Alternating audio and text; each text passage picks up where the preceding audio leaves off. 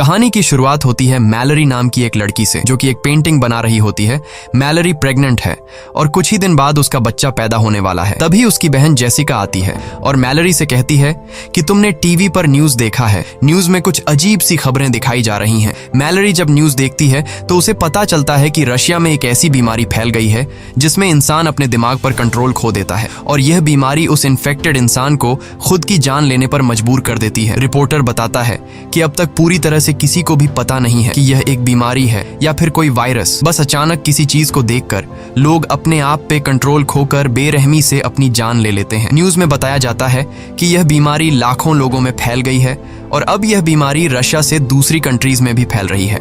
लेकिन मैलरी इस न्यूज को इग्नोर करके जेसिका के साथ अपनी प्रेगनेंसी चेकअप के लिए हॉस्पिटल चली जाती है। वहां डॉक्टर उसे खुशखबरी देती है कि बच्चा बिल्कुल ठीक है और जल्द ही वो मां बनने वाली है। यह सुनकर मैलरी खुश हो जाती है और वापस घर लौटने लगती है। लेकिन हॉस्पिटल से निकलते वक्त मैलरी की नजर एक लड़की पर पड़ती है जो अपने सिर को जोर जोर से सामने के शीशे से मार रही होती है। यह देखकर मैलरी घबरा जाती है और जल्दी जाकर जेसिका के साथ कार में बैठ जाती है। मैलरी जेसिका से कहती है कि जल्दी चलो, मुझे लगता है कि रशिया का वो खतरनाक वायरस यहाँ भी पहुंच चुका है। बाहर सड़कों पर लोगों में हलचल मच चुकी थी और लोग खुद को मारने लगे थे। जेसिका जल्दी से गाड़ी स्टार्ट करके तेजी से घर की तरफ गाड़ी को भगाती है, लेकिन अब हालात और बिगड़ते जा रहे थे। सड़क पर बहुत सारे एक्सीडेंट होने लगते हैं। यह देखकर मैलरी बहुत ज्यादा डर जाती है और तभी ड्राइव करते हुए जेसिका कुछ ऐसा देख लेती है जिससे उसकी आंखों का कलर चेंज हो जाता है। अब जेसिका अपने आप पर कंट्रोल खोकर कार की स्पीड बढ़ा देती है और सामने से आने वाली गाड़ियों से खुद का एक्सीडेंट करवाने लगती है। मैलरी उसे ऐसा करने से रोकती है पर जेसिका नहीं रुकती, जैसे किसी ने उसके दिमाग पर काबू कर लिया हो। और तभी कार एक दूसरी गाड़ी से टकराकर इनका एक्सीडेंट हो जाता है। लकीली इस एक्सीडेंट में दोनों बच जाती हैं और दोनों गाड़ी से बाहर निकल आती हैं। लेकिन इससे पहले कि मैलरी कुछ समझ पाती, तभी वो देखती है कि उसकी बहन जेसिका एक ट्रक के सामने आकर अपनी जान दे देती है। मैलरी अपनी आंखों के सामने जेसिका की इतनी भयानक मौत देखकर बहुत ज्यादा डर जाती है। लेकिन हालात कुछ ऐसे थे कि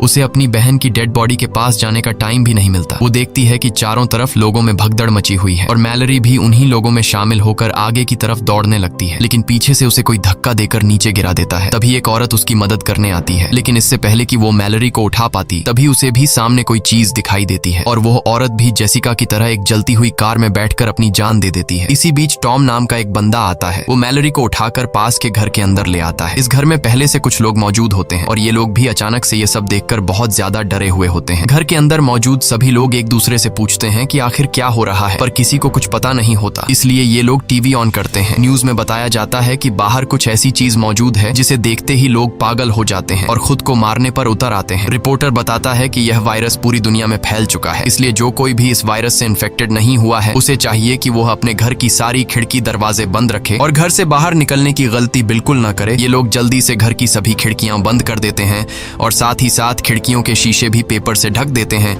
ताकि बाहर मौजूद उस राक्षस की नजर अंदर इन पर न पड़ सके। इसी तरह से 3 दिन बीत जाते हैं, लेकिन अभी तक किसी को समझ नहीं आता कि यह सब क्या हो रहा है। ये सभी लोग घर में परेशान बैठे होते हैं। तभी बाहर से दरवाजे पर नॉक होता है। एक लड़की जो रो रो कर इनसे रिक्वेस्ट करती है कि प्लीज दरवाजा खोलो। टॉम उस लड़की के लिए दरवाजा खोलने जाता है, पर डगलस उसे दरवाजा खोलने से मना करता है क्योंकि उसे डर था कि कहीं यह लड़की इन्फेक्टेड ना हो। लेकिन यहाँ मैलरी डगलस पर बंदूक तान देती है और टॉम को उस लड़की के लिए दरवाजा खोलने को कहती है। टॉम उसके लिए दरवाजा खोल देता है और वो लड़की अंदर आ जाती है। उस लड़की का नाम ओलिम्पिया है और ओलिम्पिया भी प्रेग्नेंट थी। ओलिम्पिया से जब पूछा जाता है कि तुम अपनी आंखों पर पट्टी लगाकर यहाँ तक कैसे पहुंची, तब ओलिम्पिया बताती है कि उसका खाना खत्म हो गया था, इसीलिए वो एक एक करके हर एक घर का दरवाजा नॉक करते हुए यहाँ तक पहुँच गई। यह सुनकर डगलस कहता है कि हम सबका भी भूख से बुरा हाल हो गया है क्योंकि ये लोग भी पिछले 7 दिनों से इसी घर में फंसे हुए हैं। इसलिए ये लोग सोचते हैं कि बाहर से खाना कैसे लाया जाए। हालांकि घर से कुछ ही दूर एक सुपरमार्केट है, लेकिन वहां तक बिना देखे पहुंचना एक बड़ा चैलेंज था। तब इस घर का मालिक कहता है कि घर के बाहर सीसीटीवी कैमरास लगे हुए हैं। अगर हम सीसीटीवी कैमरा के जरिए उन मॉन्स्टर्स का लोकेशन पता लगा लें तो हम उन मॉन्स्टर्स से छिपकर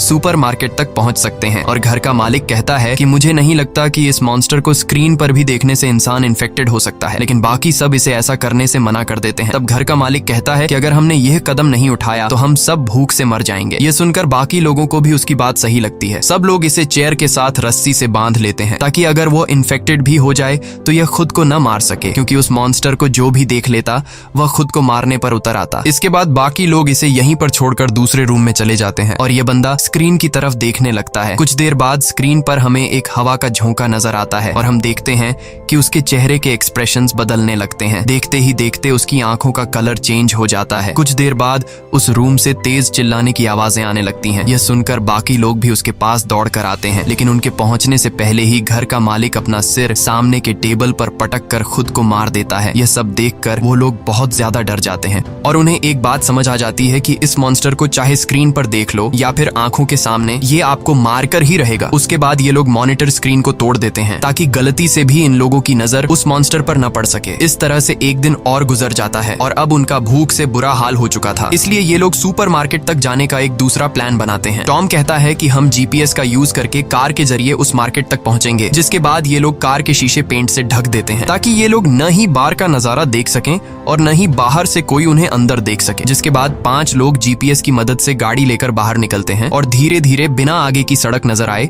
जीपीएस की मदद से आगे बढ़ते हैं। यहाँ हम देखते हैं कि पूरा शहर वीरान हो चुका है। चारों तरफ सड़क लाशों से भरी पड़ी है। कुछ दूर आगे जाने के बाद कार तेजी से वाइब्रेट करने लगती है। कार के सेंसर से पता चलता है कि कार को चारों तरफ से उन मॉन्स्टर्स ने घेर लिया है, लेकिन टॉम हार नहीं मानता और गाड़ी को आगे बढ़ाता है और जैसे तैसे करके ये लोग स्टोर तक पहुंच जाते हैं, जहाँ पर ये लोग अपनी आंखों पर पट्टी बांधकर कार से उतरते हैं और स्टोर के अंदर पहुंच जाते हैं। अंदर आकर ये लोग सबसे पहले खिड़की दरवाजे बंद करते हैं और फिर ये लोग अपनी आंखों से पट्टियां उतार देते हैं। स्टोर में खाने पीने और जरूरत की तमाम चीजें मौजूद थीं, जिसे देखकर वे सभी बहुत खुश होते हैं और हर एक बंदा जितना हो सके उतना राशन इकट्ठा कर लेता है। यहाँ हम मैलरी और टॉम को देखते हैं जो एक दूसरे से बातें कर रहे होते हैं। टॉम एक अच्छा इंसान था और टॉम ने मैलरी की जान भी बचाई थी। उनकी बातों से हमें पता चलता है कि ये एक दूसरे को पसंद करने लगे हैं। इसके बाद ये दोनों भी खुद के लिए जरूरत की चीजें ढूंढने लगते हैं। मैलरी को एक पिंजरे में 3 बर्ड्स मिलते हैं जिन्हें वह अपने साथ रख लेती है और तभी स्टोर का दरवाजा कोई नॉक करता है, लेकिन ये लोग डर के मारे उस आदमी के लिए दरवाजा नहीं खोलते। तब वह आदमी रो रो कर रिक्वेस्ट करता है कि प्लीज दरवाजा खोल दो। अब इन लोगों को उस आदमी पर तरस भी आता है और उन्हें डर भी था कि कहीं यह आदमी इन्फेक्टेड ना हो, इसलिए ये लोग पहले से उस आदमी के लिए दरवाजे पर तैयार खड़े हो जाते हैं ताकि उन्हें अगर उस आदमी पर जरा सा भी शक हो कि यह इन्फेक्टेड है तो उसे मार देंगे। ये लोग जैसे ही उसके लिए दरवाजा खोलते हैं, वह आदमी जबरदस्ती घुसने लगता है और कहता है कि ये मॉन्स्टर्स बहुत ही खूबसूरत हैं, तुम सभी को इसे देखना चाहिए। यह सुनकर ये लोग समझ जाते हैं कि यह आदमी भी इन्फेक्टेड है। अब उनके पास उस आदमी को बाहर निकालने का कोई रास्ता नहीं था, इसलिए चार्ली सबको बचाने के लिए उस आदमी को जोर से धक्का देकर बाहर धकेल देता है और खुद भी उसके साथ बाहर चला जाता है। बाहर वह बंदा चार्ली को बुरी तरह से मार देता है और चार्ली ने अपने साथियों की जान बचाने के लिए अपनी जान दे दी। यहाँ मैलरी नोट करती है कि जब वो मॉन्स्टर्स करीब हों तो बर्ड्स शोर करने लगते हैं और अब ये बर्ड्स उनके लिए एक बड़ा सहारा बनेंगे। उसके बाद बाकी बचे 4 लोग राशन लेकर वापस लौट आते हैं और उन सबको चार्ली की मौत का बहुत दुख था। अब रात हो जाती है और हम देखते हैं कि सभी लोग अपने अपने रूम में चले गए हैं और तभी बाहर दरवाजे पर कोई नॉक करता है। ओलिम्पिया को जब पता चलता है कि बाहर दरवाजे पर कोई है तो वो बिना सोचे समझे उस आदमी को घर के अंदर ले आती है, लेकिन तभी मैलरी उसे देख लेती है और उसे गन से शूट करने की धमकी देती है। यहाँ पर घर के बाकी लोग भी कमरों से बाहर निकल आते हैं और एक अनजान आदमी को देखकर ये लोग डर जाते हैं और ओलिम्पिया पर चिल्लाने लगते हैं कि तुमने इस आदमी को अंदर क्यों लाया। ओलिम्पिया कहती है कि मैं अकेले बाहर रह चुकी हूँ, मुझे पता है कि अकेले बाहर रहना कितना मुश्किल है, इसीलिए मुझे इस आदमी पर तरस आकर मैंने उसे अंदर लाया। और यहाँ ये आदमी जिसका नाम गैरी है, वह बताता है कि प्लीज मुझे घर से बाहर मत निकालो। वो कहता है कि मेरे घर में कुछ साइको लोग घुस आए थे जिन्होंने मेरे दोस्तों की आंखें जबरदस्ती खोल दी और उन्हें उस शैतान को दिखा दिया जिसे देखते ही मेरे सारे दोस्तों ने सुसाइड कर लिया, पर मैं किसी तरह बचकर भागते भागते यहाँ तक पहुँच गया। यहाँ हमें पता चलता है कि जो कोई भी उस शैतान को देख लेता है तो वो शैतान उस इंसान को कुछ ऐसा दिखाता है जिससे वो बहुत ज्यादा डर जाता है, यानी यह शैतान उस इंसान को उसकी जिंदगी का सबसे बड़ा दुख या फिर नुकसान दिखाता है। ये दुख इतना गहरा होता है कि वो सह नहीं पाता और अचानक बहुत ही ज्यादा डिप्रेशन में जाकर वो इंसान खुद को मार देता है। यहाँ गैरी कुछ और बातें भी बताता है। वो कहता है कि उन साइको लोगों की आंखों पर पट्टी नहीं थी, बल्कि वो उस शैतान को देखकर खुश हो रहे थे। गैरी की यह बातें सुनकर हमें पता चलता है कि वो शैतान उस इंसान को नहीं मार पाता जो अपनी जिंदगी में पहले से बहुत ज्यादा दुखी होता है, क्योंकि वो पहले से ही अंदर से टूटा हुआ होता है। इसलिए वो इंसान जो पहले से अपनी जिंदगी डिप्रेशन में गुजार रहा हो, उस पर शैतान की इस चाल इस्तेमाल का ज्यादा असर नहीं होता, बल्कि शैतान उसे अपना गुलाम बना लेता है ताकि इंसान के रूप में रहते हुए ये लोग और इंसानों का शिकार कर सकें। अब क्या गैरी भी उस शैतान का एक पपेट है या फिर इन्हीं की तरह एक आम इंसान, ये तो हमें आगे पता चलेगा। यहाँ सब लोग गैरी को घर में रहने की इजाजत दे देते हैं, लेकिन डगलस को गैरी पर बिल्कुल भरोसा नहीं होता और वो गुस्से में गन लेकर उसे बाहर निकलने की धमकी देता है। पर तभी पीछे से शर्ला आकर डगलस को सर पर किसी चीज से मारकर बेहोश कर देती है और सब मिलकर डगलस को दूसरे कमरे में बंद कर देते हैं और गैरी सबका शुक्रिया अदा करता है। उसके बाद अगले दिन अचानक मैलरी और ओलिम्पिया दोनों को एक साथ लेबर पेन्स शुरू हो जाते हैं। टॉम और शर्ला उनकी मदद करते हुए दोनों को ऊपर के कमरे में ले जाते हैं, लेकिन गैरी नीचे ही रहता है और उसकी हरकतें भी कुछ अजीब सी होने लगती हैं। वो शैतान की ढेर सारी तस्वीरें निकालकर टेबल पर रख देता है और उसकी आंखें देखकर हमें पता चलता है कि गैरी भी शैतान के कंट्रोल में है। इसी बीच मैलरी और ओलिम्पिया अपने बच्चों को जन्म देती हैं। ओलिम्पिया को एक बेटी होती है और मैलरी को एक बेटा। लेकिन नीचे पिंजरे में बंद पंछी शोर करने लगते हैं, जिसे गैरी तंग होकर पिंजरे को उठाकर फ्रिज में बंद कर देता है और खिड़कियों पर लगे पेपर्स को उतार देता है। तभी डगलस उसकी हरकतें देखकर समझ जाता है कि वो भी शैतान का एक पपेट है, जो शैतान को देखकर मरते नहीं बल्कि शैतान के कहने पर दूसरों की जान लेते हैं। डगलस चिल्लाकर बोलता है कि मैंने कहा था कि इस बंदे को घर से निकाल दो। डगलस की आवाज सुनकर टॉम नीचे आता है, लेकिन तभी गैरी पीछे से आकर टॉम के सिर पर वार करके उसे बेहोश कर देता है। इसके बाद गैरी डगलस से भी छुटकारा पाने के लिए उसकी तरफ बढ़ता है, लेकिन तभी उसके कानों में बच्चों की आवाजें आती हैं। इसलिए वो डगलस को छोड़कर ऊपर ओलिम्पिया और मैलरी के कमरे में जाता है, जहां वो खिड़कियों पर लगे सभी पेपर्स को हटा देता है और जैसे ही ओलिम्पिया बाहर देखती है वो शैतान के वश में आ जाती है। अब मैलरी को समझ आ जाता है कि ओलिम्पिया अब किसी तरह से खुद को मार कर ही रहेगी, इसलिए वो ओलिम्पिया से उसकी बेटी छीन लेती है और तभी ओलिम्पिया खिड़की से कूदकर अपनी जान दे देती है। उसके बाद गैरी शर्ला को पकड़कर जबरदस्ती उसकी आंखें खोल देता है और वो भी इन्फेक्टेड होकर खुद को खत्म कर लेती है। अब गैरी मैलरी की तरफ बढ़ता है, पर उसने चादर से अपने साथ दोनों बच्चों को छिपा रखा होता है,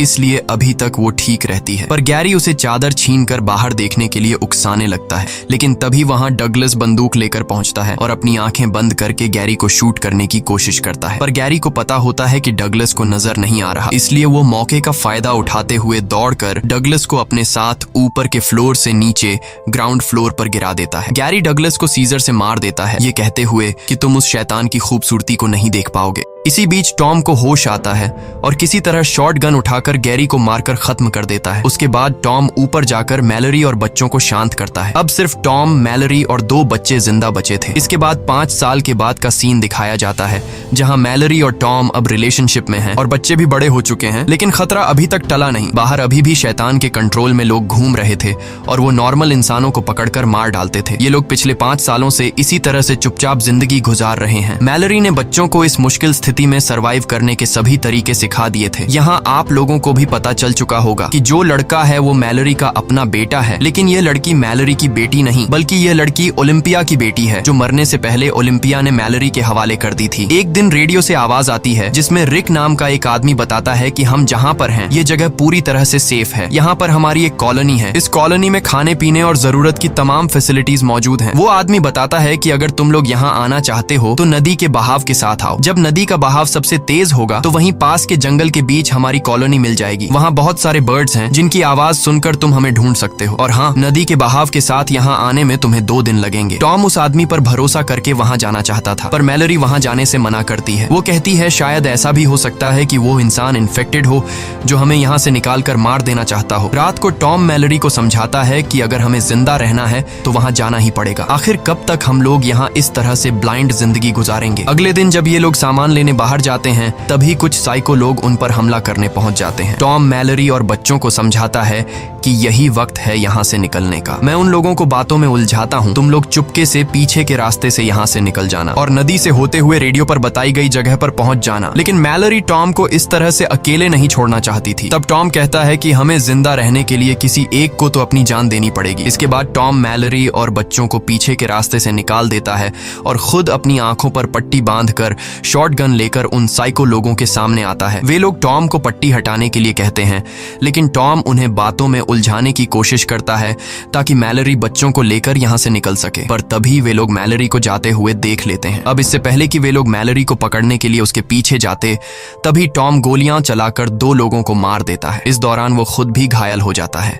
और अब बिना देखे बाकियों को खत्म करना उसके लिए मुश्किल हो रहा था, इसलिए वो अपनी आंखों से पट्टी हटा देता है और वहां पर मौजूद 2 और लोगों को भी मार देता है। अब सिर्फ एक ही साइको इंसान बचता है और जब टॉम उस आखिरी बचे हुए साइको इंसान को मारने जाता है, तभी वो शैतान भी वहां पर पहुंच जाता है और वो शैतान टॉम को अपने वश में करने लगता है। लेकिन पूरी तरह से वश में आने से पहले टॉम उस आखिरी बचे आदमी को भी मार देता है और फिर उसी गन से खुद भी अपनी जान ले लेता है। वहीं मैलरी गोली की आवाज सुनकर समझ जाती है कि टॉम अब मर चुका है। वो बहुत ज्यादा रोती है क्योंकि इस मुश्किल वक्त में टॉम ही उसका सहारा था। जिसके बाद वो रेडियो पर बताए हुए ठिकाने पर जाने की तैयारी करने लगती है। वो बच्चों को समझाती है कि यह सफर बहुत मुश्किल होगा, लेकिन हमें जिंदा रहने के लिए वहां पर जाना ही होगा। और एक बात ध्यान से सुनो, चाहे जो भी हो जाए, तुम दोनों को अपनी आंखों से पट्टी नहीं उतारनी है, वरना तुम दोनों मारे जाओगे। इसके बाद मैलरी खुद के और अपने बच्चों की आंखों पर पट्टी बांधकर नदी की तरफ निकल पड़ती है और रस्सी का सहारा लेते हुए नदी तक पहुंच जाती है, जहां ये लोग एक बोट में बैठकर नदी के बहाव के साथ आगे बढ़ने लगते हैं। मैलरी अपने साथ पिंजरे में बंद उन बर्ड्स को भी रखती है। कुछ घंटों के सफर के बाद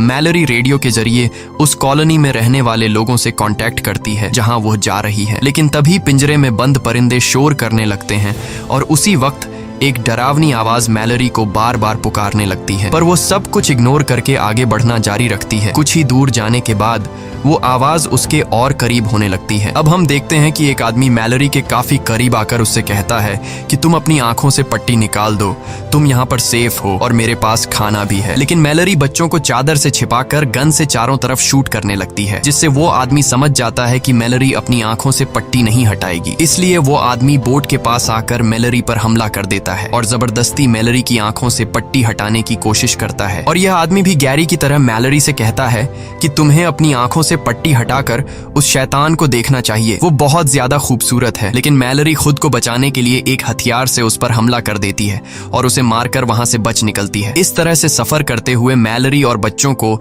24 घंटे गुजर चुके थे और ये लोग बहुत ज्यादा थक जाते हैं। तभी अचानक बोट एक ट्रक से टकराती है, जिससे उसका बेटा और खाने पीने का सामान पानी में गिर जाता है। अब मैलरी अपने बेटे को तो पानी में डूबने से बचा लेती है, लेकिन इनके पास जो खाने पीने की चीजें थीं वो नदी में बह जाती हैं। ये देखकर मैलरी बहुत ज्यादा परेशान हो जाती है, क्योंकि अगर उन्हें खाने पीने की चीजें नहीं मिली तो वो भूख से मर जाएंगे। इसलिए मैलरी खाना ढूंढने के लिए बोट को नदी के किनारे लगाती है और बच्चों से कहती है, चाहे कुछ भी हो जाए तुम दोनों बोट पर ही रहना और अपनी आंखों से पट्टी बिल्कुल भी मत निकालना। इसके बाद वो बोट से एक रस्सी बांधकर खाने पीने की चीजें ढूंढते हुए जंगल के बीच एक घर में पहुंचती है और वहां उसे कुछ खाने पीने की चीजें मिल भी जाती हैं। लेकिन सामान लेकर जब वो वापस लौटने वाली होती है, तभी वो शैतान उसके पीछे पड़ जाते हैं और मैलरी को इंसानों की आवाज में बुलाने लगते हैं। मैलरी गोलियां चलाते हुए तेजी से वहां से भागती है। गोलियों की आवाज सुनकर ओलिम्पिया की बेटी खुद को रस्सी से बांधकर बोट से उतरती है और मैलरी को ढूंढने के चक्कर में सीधे उस शैतान के पास चली जाती है। लेकिन तभी मैलरी उसे खींचकर वापस ले आती है और गुस्से में उसे डांटती है कि मैंने तुमसे कहा भी था कि बोट से मत उतरना। इसके बाद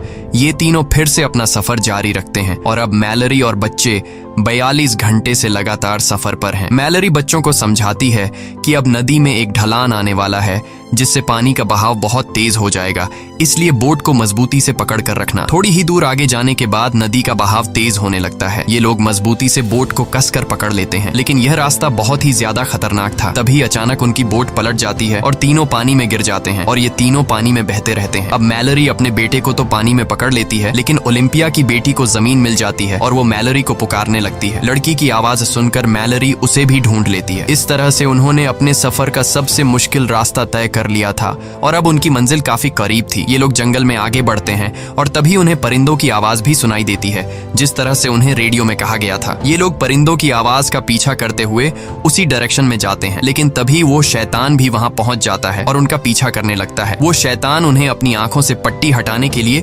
बहकाने की कोशिश करता है, लेकिन मैलरी बच्चों से कहती है कि आवाज पर ध्यान मत दो और आगे बढ़ते रहो। आगे बढ़ते दौरान अचानक मैलरी नीचे गड्ढे में गिर जाती है और बेहोश हो जाती है। बच्चे भी परेशान हो जाते हैं कि मैलरी कहाँ गई। वे लोग मैलरी को यहाँ वहाँ ढूंढने लगते हैं और मौके का फायदा उठाते हुए वो शैतान मैलरी की आवाज में बच्चों से पट्टी उतारने को कहता है। ना समझ बच्चे शैतान को मैलरी समझकर अपनी आंखों से पट्टी उतारने लगते हैं, पर तभी सही समय पर मैलरी होश में आ जाती है और जोर से चिल्लाकर बच्चों को पट्टी उतारने से रोक लेती है और उनकी आवाज को फॉलो करते हुए बच्चों के पास आ जाती है। इसके बाद मैलरी उन्हें लेकर बर्ड्स की आवाज सुनते हुए भागना शुरू करती है, क्योंकि इस बीच वो शैतान बिल्कुल उनके पीछे पड़ा हुआ था और हर एक संभव कोशिश करके इन लोगों को कॉलोनी में एंटर होने से रोकने की कोशिश कर रहा था। पर ये लोग शैतान को इग्नोर करके फाइनली उस जगह तक पहुंच जाते हैं और मैलरी जल्दी दरवाजा खोलने के लिए इन लोगों से रिक्वेस्ट करती है। वो लोग उन्हें अंदर ले आते हैं और सबसे पहले उनकी आंखें चेक करके कंफर्म किया जाता है कि वह इन्फेक्टेड हैं या नहीं। जब उन्हें पता चलता है कि ये तीनों इन्फेक्टेड नहीं हैं,